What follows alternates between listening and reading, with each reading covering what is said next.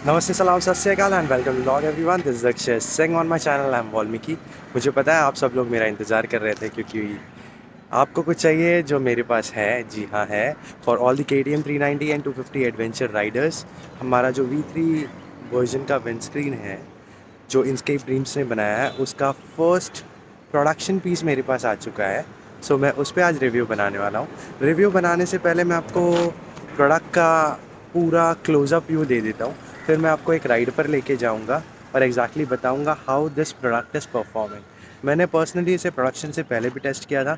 मैं सेटिस्फाइड हूँ, लेकिन मेरे सेटिस्फैक्शन से ज़्यादा आप लोग जब इसे बाई करेंगे वो सेटिस्फाई होनी चाहिए। So let's go ahead with the product and let me show you what is there. So this is the exact product, the version 3 windscreen for KTM 250 and 390 Adventure by Inscape Dreams. So यहाँ पर right में नीचे की तरफ branding है। उससे क्या होता है, आपके विजिबिलिटी के बीच में इसकी ब्रांडिंग नहीं आती है। इसका कंप्लीट टॉलनेस, जो इसका कंप्लीट हाइट है, दैट इज़ 18.5 इंचेस जब आप इसको कम्प्लीटली ओपन कर देते हैं। जब आप इस माउंट को पूरी तरह खोल कर नीचे कर देंगे, मैं आपको दिखाता हूँ नीचे करके। जैसे मैंने बोला था, इसको कम्प्लीटली लूज़ कर देंगे आप चारों साइड से, तो ये बहुत प्यार से नीचे आ जाता है और ऊपर ढकेलते समय बड़े ही प्यार से ऊपर चला जाता है। मैकेनिज़्म काफ़ी प्यारा रखा गया है, काफ़ी अंडरस्टैंडिंगली इसे बैलेंस करके बनाया गया है। Easy push up and down mechanism. जैसे कि आप जानते हैं, ये विंडस्क्रीन में दो पीस हैं, ये है बॉटम पीस और ये है टॉप पीस। जो बॉटम पीस है वो मैंने पहले ही वीडियो में बता दिया था कि वो 14 इंचेस का है, और ये टॉप पीस है, ये 9 इंचेस का है। जब बॉटम पीस, अगर आप टॉप पीस निकाल के भी अगर बॉटम पीस पे चलाते हैं, स्टिल वो आपको 14 इंचेस का टॉल विंडस्क्रीन मिल जाएगा। और इफ़ आप टॉप पीस के साथ सबसे लोअर सेटिंग पे लगाते हैं तो ये V1 की हाइट का हो जाता है, यानी कि 15 इंचेस। इसमें आप सेटिंग चेंज कर सकते हैं, आपको depending on your level you can push it and adjust it. अभी इतने पे अंदाज़ा मैं पकड़ रहा हूँ, ये V2 के साइज़ पे हो जाता है, प्लस V2 के बाद भी आपको ऊपर जाने का ऑप्शन मिलता है। इट्स लाइक कि आपको एक टॉलर विंडस्क्रीन मिल रहा है जो पूरा आपका पर्पस सर्व कर रहा है। स्ट्रक्चर वाइज इसका स्ट्रक्चर पूरी तरह V1 और V2 की तरह ही रखा गया है। And if I show you right and left touchings, तो ये कहीं टच नहीं हो रहा है, ना राइट में ना लेफ़्ट में। If I show you your, ये कहीं टच नहीं हो रहा है। यहाँ पर गैप है, अगर आप देख सकते हैं। तो अगर आपको फिर भी कहीं टच होने का डर है तो आप आपके हैंडल की सेटिंग देख सकते हैं।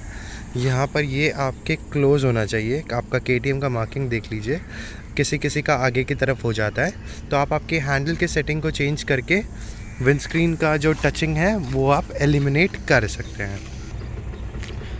इसका जो माउंटिंग मैकेनिज़्म है वो कम्प्लीटली V1 V2 की तरह ही रखा गया है। तो आप देख सकते हैं कि दो एलन की वाले स्क्रू है जो अंदर जा रहे हैं, और यहाँ से एक ब्लैक कलर की स्ट्रिप है जो जा रही है, जो इसको सपोर्ट दे रही है। This goes with the colour of your bike. तो ऐसे नहीं लगता है कि आपको कुछ बाहर का आउटफिट आपने लगाया है या कोई आफ्टर मार्केट एक्सेसरीज़ लगाई है। वो बाइक के कलर के साथ चली जाती है और सामने से उतनी विजिबल भी नहीं होती है। जहाँ पर स्टॉक वॉशर्स थे वो स्टॉक वॉशर्स ही हम रिटेन कर लिए हैं, बस हम आपको एलन की यहाँ पर दे रहे हैं दो जगह पर, क्योंकि बड़ा एलन की लगेगा, बड़ा स्क्रू लगेगा जो अंदर जाएगा। प्लस ये जो हमने जो बोल्ट्स है, टाइटिंग बोल्ट्स,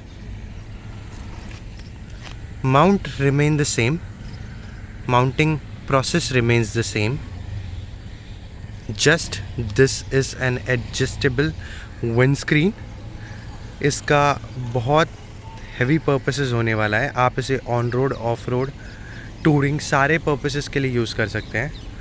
जब आप ऑफ रोड जा रहे हैं, आप चाहे तो ऊपर का जो टॉप पीस है वो निकाल सकते हैं, सिर्फ लोअर पीस पे चला सकते हैं, या फिर लोअर सेटिंग में चला सकते हैं। इस प्रोडक्ट के टूटने का डर बिल्कुल नहीं है, because this is made up of polycarbonate, and the joints जो लोअर साइड में है वो भी इसके हमने मेटल से दी गई है, जो एल्यूमिनियम का जो हमारा स्ट्रिप बीच से रन कर रहा है, जो इस विंडस्क्रीन को कम्प्लीटली सपोर्ट दे रहा है। तो उससे आपको इसके टूटने का डर भी नहीं है। जैसे कि आपने देखा कि बेसिक जो स्ट्रक्चर, माउंटिंग, जो कुछ भी है वो सब कुछ मैंने आपको बता दिया है। अब let me take you for a ride, और मैं आपको राइड पे बताता हूँ कि ये बाइक का ये विंडस्क्रीन कैसे परफॉर्म करता है। सो हम रोड रिव्यू स्टार्ट कर रहे हैं इसका। काफ़ी एलिगेंट सा लुक दे रहा है। जब बाइक खड़ी रहती है तभी वाइब्रेशन है, क्योंकि पूरी बाइक वाइब्रेट करती है उस समय। इवन अपना स्टॉक जो वॉशर होता है, स्टॉक जो विंडस्क्रीन है वो भी वाइब्रेट करता है। So there is a vibration when the bike is stagnant, but there is no rattling sound around. कोई भी साउंड नहीं है, आप सुन सकते हैं यहाँ पर कोई भी रैटलिंग साउंड नहीं है। ठीक है, चलिए आगे बढ़ता हूँ। मैंने गियर डाउन करना भूल गया था। So let me take it to a first hump. तो ये था फर्स्ट हम्प।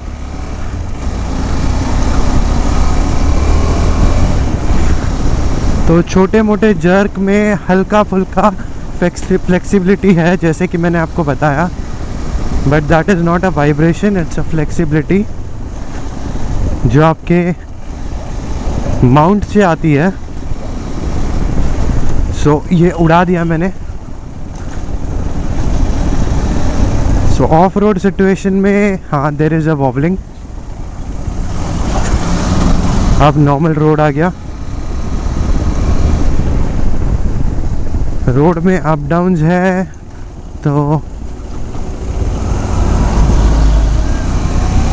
थोड़ा सा अप डाउन वाला wobbling.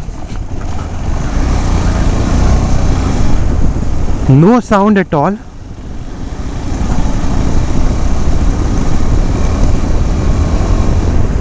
Not much of बफेटिंग।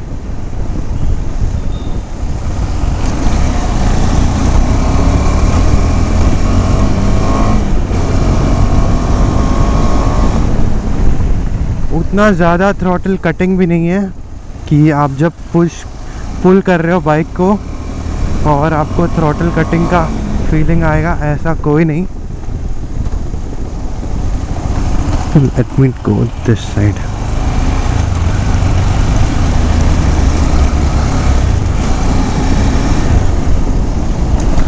Bumps पे हल्का सा हिलता है, but that is because of a mount. Structure में कुछ नहीं है प्रॉब्लम।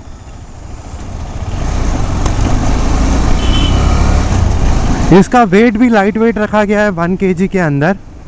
सो ऐसा नहीं है कि आपके हेडलाइट असेंबली पे ज़्यादा वेट आता है। Even transparency through windscreen is completely clear. ये जहाँ पर हल्की सी बेंडिंग है वहाँ पर एक हल्का सा लाइन है, वो बेंडिंग के टाइम आ रही है, उसमें हम कुछ नहीं कर सकते। That will be there, but it is not at all cutting your visibility.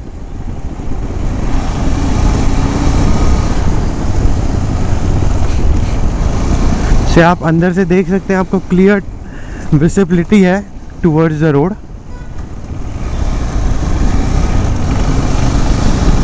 तो अभी अपने को एक छोटा सा पुल मिलेगा। Let's try that first. उससे पता चलेगा अपने को कि प्रोडक्ट क्या परफॉर्म कर रहा है। सो एक छोटा सा हम्प है, वो क्रॉस करने का एक लंबा स्ट्रेच मिलेगा। सो आर यू गाइज रेडी?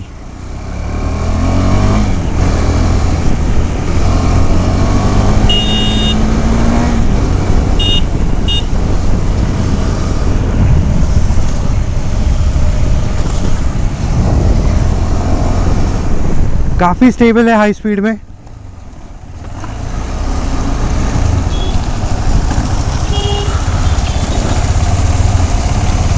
काफ़ी ज़्यादा स्टेबल है हाई स्पीड में। विंड ब्लास्ट नहीं है।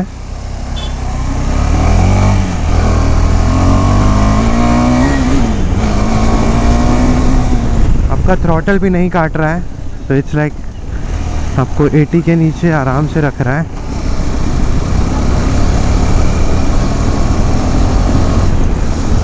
No wind blast on body, on face और सेंटर बॉडी पे भी। हाथ पर राइट लेफ्ट में थोड़ा थोड़ा हवा है, लेकिन not at all a big wind blast.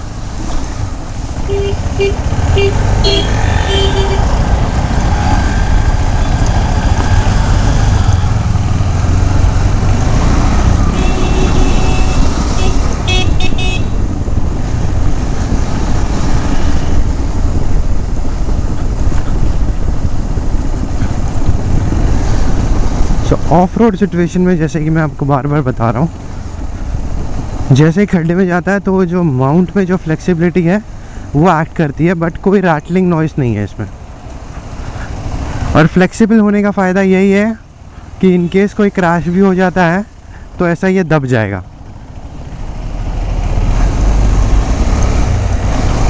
तो take that as an advantage.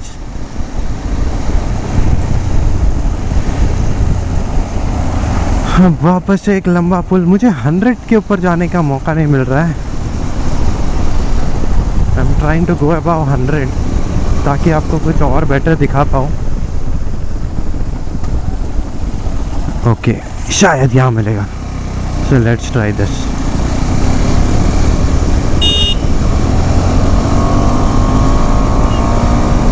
तो मैं 100 प्लस हूँ, 120। आपने देखा होगा परफॉर्मेंस, नो विंड ब्लास्ट।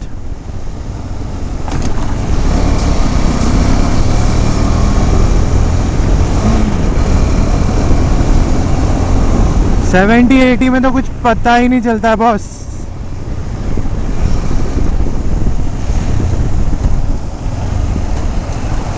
अभी अपन वापस ट्राई करते हैं यूटर्न मार के। अब एक वापस पुल करते हैं।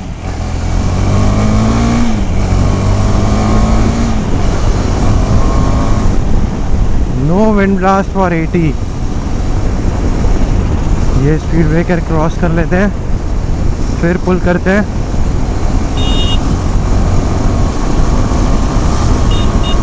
$100 plus,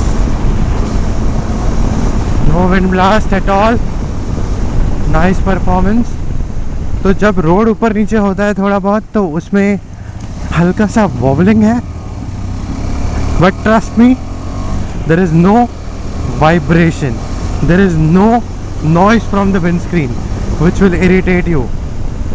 Even when you jump like this, you can see, अगर आप सैडल भी कर रहे हैं तो देखिए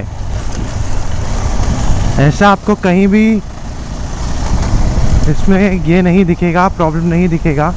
देखिए खड्डे में गया, फ्लेक्सिबिलिटी आपको यहाँ पर एडवांटेज होगी।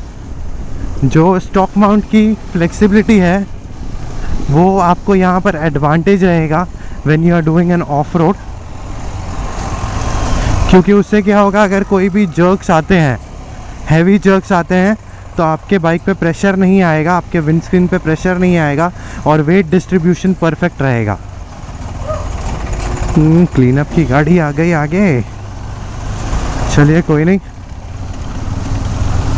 So let me stop somewhere and tell you something more, or let me close it. चलिए, I'll stop here.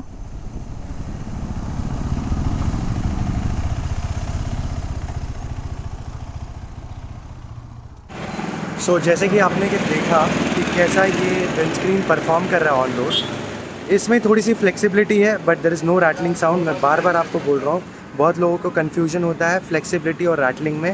रैटलिंग अलग होता है और फ्लेक्सिबिलिटी अलग होती है। रैटलिंग साउंड वो होता है जो आपको आवाज़ आता है चलाते समय, गिर गिर किरकिर कुरकुर कुछ लूज़ होने के कारण से, that is called as rattling sound. And vibration is also something like that. But flexibility है जो ये माउंट की है, कंपनी ने जैसे डिसाइड किया था वैसे ही ये प्रोडक्ट नियर बाय है, कीपिंग एवरीथिंग इन माइंड। जैसे हमारा V1 V2 था वैसे ही हमारा ये V3 विंडस्क्रीन है। So tell me how you like this product. अगर आपको अच्छा लगा तो go ahead and buy it. Recommend us for all the KTM 250 एंड 390 adventure riders. So this is the time to say बोलो। लेकिन अगर तो यहाँ तक आपने वीडियो देख लिया है तो एक काम करो यार, एक लाइक करके जाओ और थोड़ा कमेंट में बता दो कि मेरा वीडियो कैसे बनता है। बस इतना ही, अब बस बोल देता हूँ। It's time to say, this is Akshay Singh signing off from I Am All. Thank you for watching.